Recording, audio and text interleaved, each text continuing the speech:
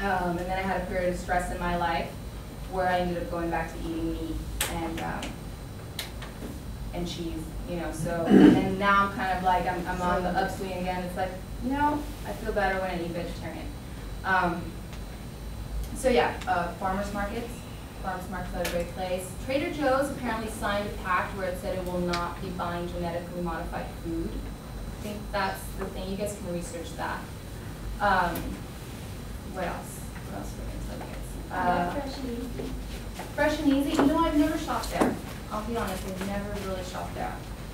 Usually right now, Trader Joe's is the closest place by my house, and I'll just get juices. And I know a lot of people who tend to eat the way I do, so I just go and eat their food sometimes, you know. So that's a good example of building community, though. When you want to start, go ahead. So you just like drink water and tea and like. I drink water, I drink teas, I drink sparkling water. I like sparkling water. I do not drink soda at all. I drink a tea called kombucha. You guys heard of kombucha?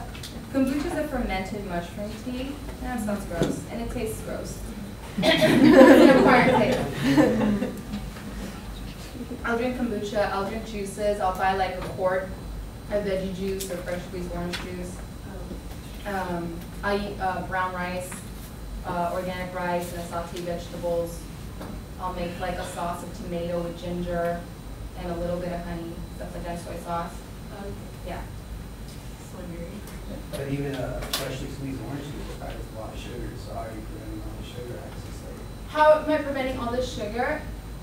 It's non-refined sugar, and it's natural sugar, and it's not high fructose corn syrup. So refined sugar tends to be more detrimental to people's health than natural sugar. So diet is really important. With folk medicine, the foundation is, oh yeah, go ahead. Like you were mentioning organic foods, for example, but when you say it's organic, does it necessarily mean not GMO? That's a great question. And if it says it's organic, it should be non-GMO'd, but I invite you to look that up and make sure. I invite, because usually if it's organic, it's non-GMO. Just for example, in a farmer's market, they buy their seeds from some place, but perhaps like those seeds themselves are modified genetically. Then you're saying it's organic genetically modified food, right? Mm-hmm. What happens if those, well, what's happening is that we need to become more aware of what's going on. We need to become more aware of what's going on, because when it comes to health, the dietary reform needs to come into place. And as you start increasing your community, if you start increasing your awareness of what's going on, then we can implement change. You know? And you ask questions. Where, you know, is your food organic? Is it not GMO? You ask these questions, and you start increasing the awareness of it.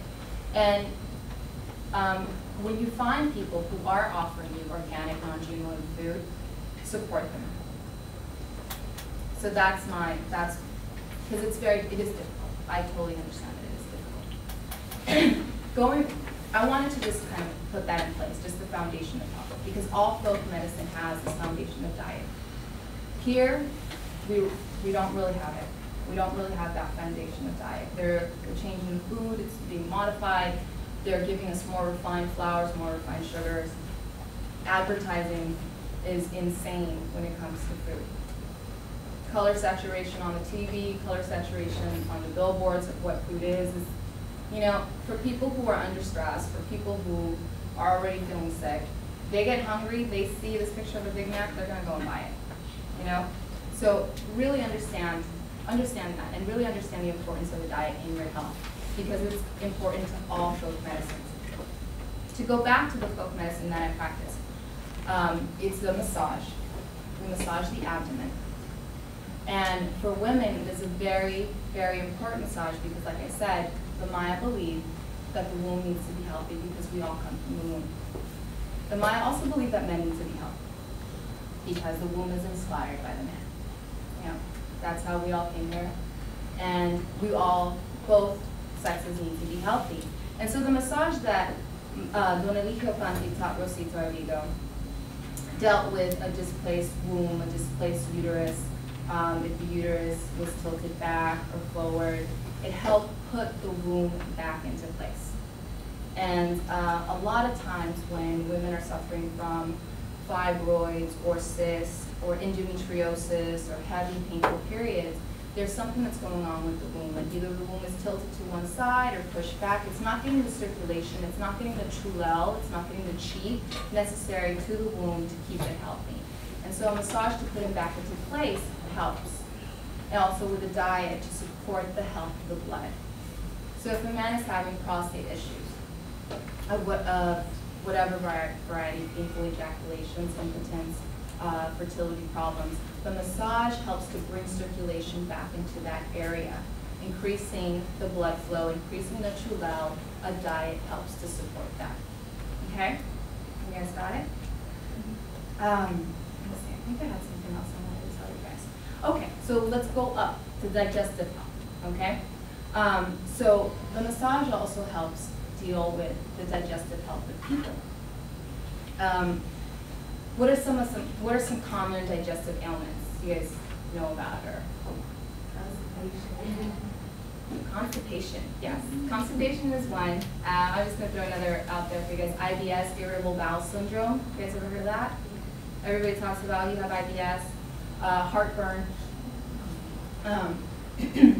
What do you think some of the causes would be to heartburn, IBS, and constipation? What would cause that? Huh? Some of the food you eat? Diet? Not enough water. Not enough water. And stress. Constipation causes 80% of all colorectal cancers. Colorectal cancer is the #3 leading cause of deaths of Latino deaths, according to the Center for Disease Control. So people are dying from colorectal cancers. People are dying from being constipated. People are dying from not going to the bathroom, from being stressed out, and people are dying from the diet that they eat. Okay, and it's really, really interesting to think about. Constipation also causes another thing, because I deal with reproductive health, I deal with digestive health, I've worked with physical therapists, I've sat in on Cedars-Sinai lectures. Constipation is the leading cause of colorectal prolapse. You guys know what that is? It's when your rectum falls out. And it's very common in the elderly population. And when I sat in on that lecture at Cedars-Sinai, I thought to myself, really, as people get older, we have to look forward to our rectums falling out? Not only that, there's high incidence in the elderly population for bladder prolapse, and uterine prolapse for women, and vaginal prolapse. And that to me is really interesting. Like, why do we have that to look forward to? And a lot of that is still, again, diet, and not a recognition of the energy of our reproductive organs, and no awareness of the health. No awareness of how to keep this area healthy. Okay? So the abdominal massage helps to move things around. It helps to de-stress people. And it helps to keep things in order. It helps to keep the organs in place so the trulel is flowing, so the life force is flowing. But what the mind abdominal massage does is only help with the symptoms. Okay? It only helps take care of symptoms. It's not treating the underlying causes. And what we need to be looking at is that the underlying causes are diet and stress for almost any form of disease and how we're dealing with stress.